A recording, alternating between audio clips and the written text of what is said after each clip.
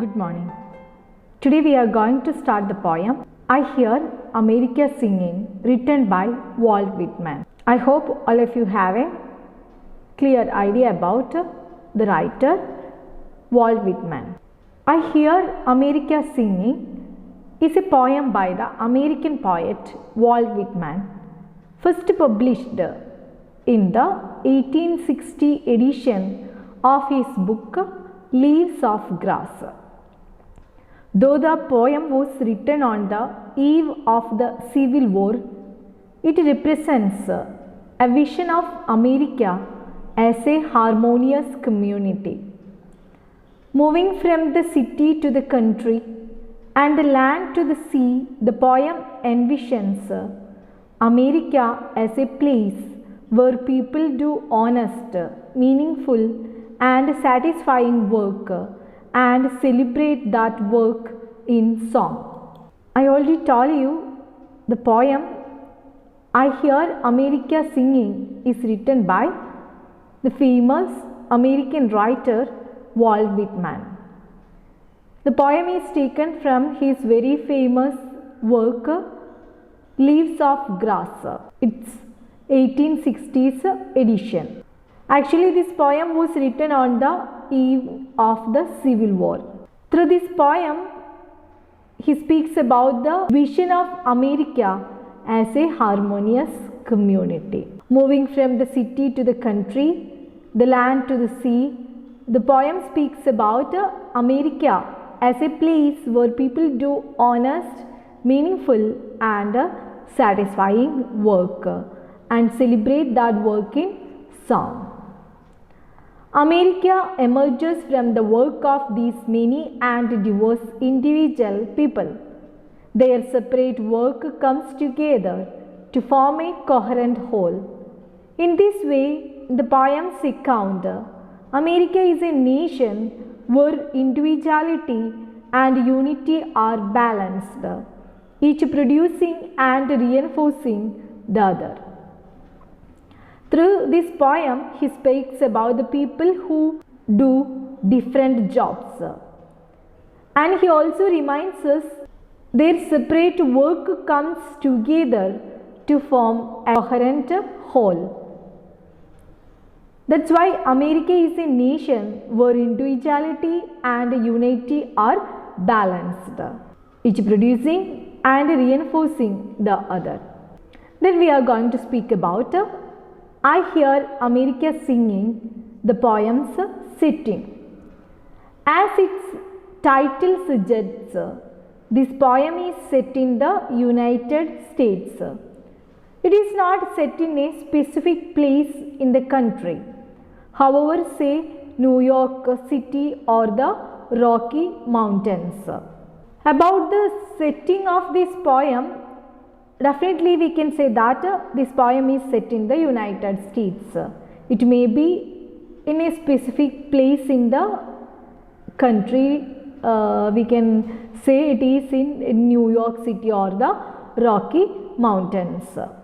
Instead, as the poem lists different professions from farmers to sailors to hat makers, it moves across the whole of the American landscape in the 19th century, encompassing its great forests, its farms, its cities, and its rivers. When we go through this poem, we can see the different professions. He speaks about farmers, hatters, shipmen. Like that, we can see the people who works in different professions. At the same time, it also speaks about the great forests, its farms, its cities, and also its rivers. The poem attempts to survey all of America to capture all of its diverse environments. In doing so, the poem does not champion one environment over another. It does not, for instance, claim that farmers are more American than city dwellers. Through this poem, Whitman attempts to survey all of America, and also he tried to speak about the diverse environments through this poem. Even as the poem notes the differences between the work that they do, it also emphasizes the common bond that binds them together. Their joy they take in their work and in being American. The poem's setting is thus as broad as America itself and as diverse as the nation's many environments. So actually this poem speaks about the differences between the work that they do. At the same time, it also emphasizes the common bond that binds them together.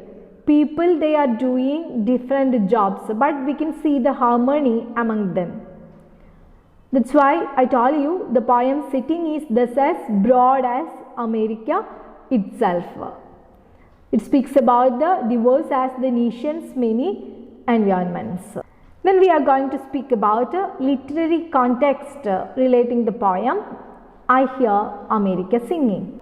Walt Whitman is one of the most innovative figures in the history of poetry written in English. He is not only widely regarded as the father of American poetry, but also the inventor of free verse, one of the most important poetic techniques in 20th and 21st century poetry. We repeated so many times, Walt Whitman is one of the most innovative figures in the history of poetry written in English. He is also widely regarded as the father of American poetry. Actually, he is not only widely regarded as the father of American poetry, but also the inventor of free verse. I know all of you have a clear idea about what it is free verse. Actually, free verse is one of the most important poetic techniques in 20th and 21st century poetry. He was the inventor of free verse. From the Middle Ages until the mid-19th century, when Whitman began publishing his work, almost all poetry was written in meter and most of it was written in rhyme. These formal devices acquired the strength of tradition. Indeed, for many readers, poetry itself was defined by the presence of meter and rhyme.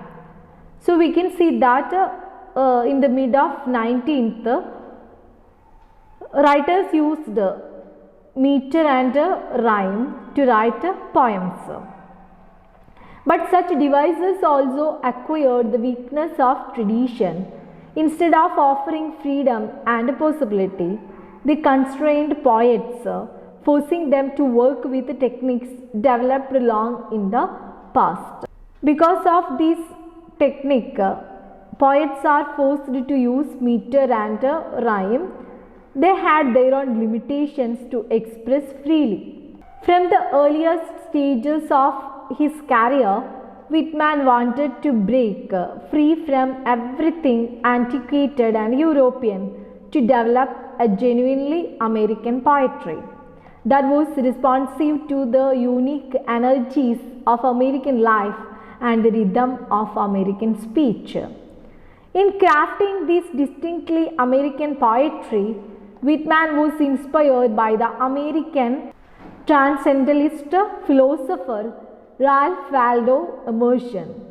In Emerson, the poet, he called for an American poetry free of meter, yet America is a poem in our eyes. Its ample geography dazzles the imagination, and it will not wait long for meters. In other words, meter cannot express American life. In the introduction class, we already identified Walt Whitman was very famous fan of Ralph. Walt Whitman didn't use these techniques, meter and rhyme. So Whitman wanted to break free from everything controlled in poetry. So he wanted to break and follow the way of Ralph Emerson. As Whitman later wrote about his experience of reading Immersion, I was simmering. Immersion brought me to a boil. Whitman thus became the first poet in English to abandon meter and rhyme entirely, producing a new kind of poetry. For many of his 19th century readers, his poems were so strange and novel that they found them disorienting. Some even questioned whether they were poems at all, but Whitman gradually became a central figure in American poetry, and his free verse poems became a model for the poets from Hart Crane to Allen Ginsberg. So we already understood Walt Whitman was highly influenced by Ralph Emerson. He decided to avoid technique, meter and rhyme completely. So his poems were so strange and novel that they found them disorienting. But gradually, Walt Whitman became a center figure in American poetry, and his free verse poems became a model for poets. We can see that Hart Crane, his poem The Bridge, Allen Ginsberg, his poem Howl. All these poems were created by the influence of Walt Whitman. So I think all of you understood Walt Whitman was the father of free verse in American literature. He was highly influenced by Ralph Emerson. So we can move to the next topic, historical context relating the poem I Hear America Singing. The earliest version of I Hear America Singing was written in the late 1850s. It was first published in a different version and with a different title in the 1860s edition of Whitman's Leaves of Grass. So the earliest version of Leaves of Grass was written in later 1850s, but it was first published in 1860. It has a different title and different version.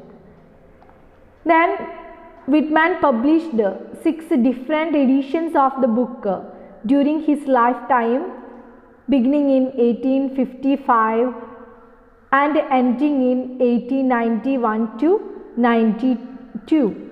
Each edition is substantially different from the others, with different poems and different versions of each poem. So we can see that these 6 different editions have different form and different poems, different versions of each form. That is the speciality of his lifelong work, Leaves of Grass. The poem was thus composed at a decisive and troubled moment in American history. In 1850, Congress passed the Fugitive Slave Act, which required all escaped slaves to be returned to their masters, even if they had fled to the north. The law significantly increased the tensions within the country, culminating in 1860 with the selection of Abraham Lincoln. Shortly after the South seceded from the Union and the Civil War, the bloodiest war in American history began. So we can see that actually this poem was composed at the troubled moment in American history. We can see that in 1850 Congress passed the Fugitive Slave Act. According to this act, all the escaped slaves should be reached back to their masters. Then we can see that when the law significantly increased the tensions, then in 1860s a selection of Abraham Lincoln. So shortly after the South seceded from the Union and the Civil War, the bloodiest war in American history began. I Hear America Singing was thus written at a moment in American history when the country was deeply divided, on the brink of catastrophic war, and when the country was debating fiercely what it meant to be an American. However, the poem does not explicitly reflect these tensions. It celebrates instead a vision of America as a united community, a community whose difference and diversity does not detract from its overall unity. Actually, when Walt Whitman was writing this poem, I hear America singing. If we go through the American history, we can see that a country was deeply divided. But the poem does not reflect these tensions. Actually, through this poem, Walt Whitman speaks about the united community. America is a united community, a community whose difference and diversity does not detract from its overall unity. Even such a bad situation America is going through, Walt Whitman speaks about the unity in America. He speaks about different provisions, how the people who are doing different provisions stand together through this poem. However, there are signs that the tensions and divisions in American society in the 1850s have entered the poem. One notes, for instance, that Whitman does not include slaves in his account of joyful American workers, nor does he discuss the products most associated with slave labor like cotton and tobacco. The poem has arguably repressed the most important fact about work in America during the 1850s, that much of it was done by people who were not free to choose their work or their place of residence. People who were deprived of their rights to participate in American political life. In this sense, Whitman's celebration of America remains partial and incomplete, a fact that has not been lost on some of Whitman's later readers. Actually, when we go through this particular poem, I hear America singing. We will not get any details about the slaves. He just speaks about the people who are doing different provision with a harmony. I hope all of you went through the setting, literary context and historical context of the poem. I hear America singing. Let us start the poem. All of you please take the page number 6 in your textbook. I hear America singing the varied carols. I hear those of mechanics, each one singing his as it should be, blithe and strong. Blithe means happy. I can hear all of America singing. I hear the many different songs that people sing. I hear mechanics singing, and all of them are singing proudly and strongly, as they should be. In line 1, the speaker refers to the varied songs that the poem describes as a carol. Have you noticed the word carol? I know all of you are very familiar with the carol. When we are singing carols, yes, at the time of Christmas. So you are very familiar with the word carol. So we already recognized the word carol in first line. I hear America singing the varied carols I hear. So here it refers to the varied songs.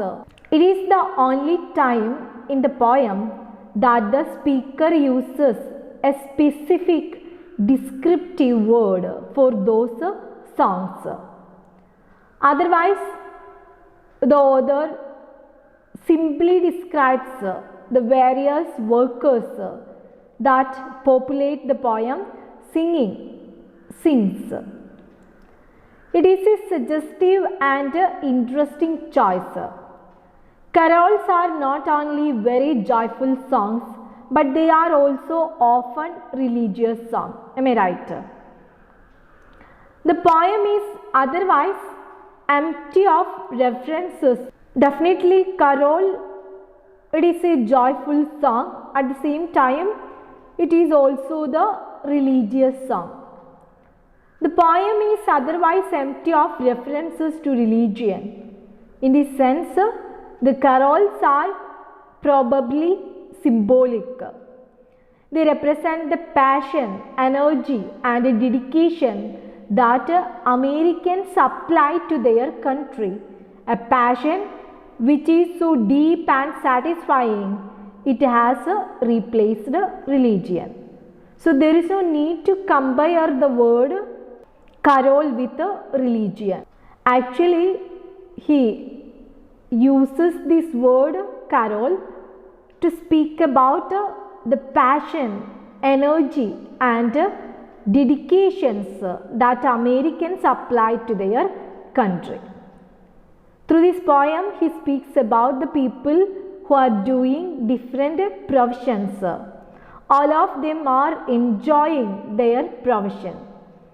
They are doing the job with passion, energy, and dedication. So that's why only once the poet uses instead of sing carol.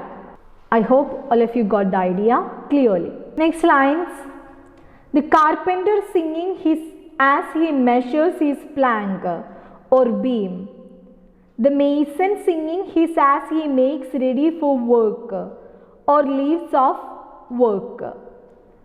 Plank means wooden pieces, marakashnam. The poet continues like that. I hear the carpenter singing while he was measuring the piece of wood or plank or beam. I hear the bricklayer singing as he gets ready for work or comes home at the end of the day. I think all of you are very familiar with the mason. Who is mason? The bricklayer, the person who are doing building works, the works relating bricks, stones, etc. So the poet says, I hear the bricklayer singing as he gets ready for work or comes home at the end of the day. Even he starts the work with a song. At that moment, he was so happy. We can see the same happiness while he was ending the job. So all of them are enjoying their work.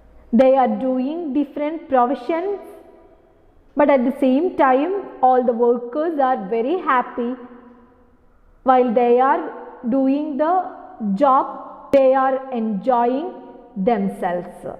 So we can go through these 4 lines again. The poem begins with the speaker declaring in the first person that he or she hears America itself singing. But in the second half of the line, the speaker notes that the song America sings is actually many separate, varied carols. The word carols is especially intriguing in this context since it is often used for religious songs, and this is very much not a religious poem.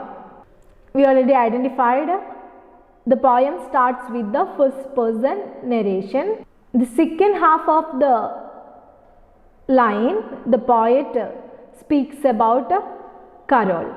Actually, the word carol indicates the religious song, but here the poet doesn't use the word like that.